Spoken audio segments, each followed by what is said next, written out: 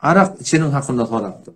Bir adam arak iste namazı ne kadar kabul olmuyor. 40 gününe çelliyim şun namazının togabı yok diyor.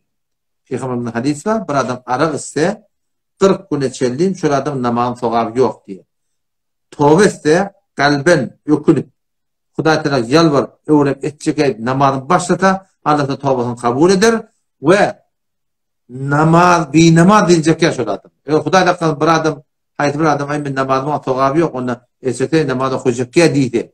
O da bir namaz dünyadan ise ona hiçbir şek yok yani şu adam kafir geçeceklerini. Dikkat o da bir namazın hakkında iki tane hüküm var. O da kafirmiş ya kafir değil mi? O da kavmi bittati değil mi? Bir namazın hakkında iki tane hüküm var. Kafir mi yaşa kafir değil mi? O da şöyle Müslüman var böyle hüküm varmaklık katır yanmış. Namazını okuyun Allah Teala mihribandır yalvarın o yüzden umut ve Huda Teala ebedi cennete yerleştirsin.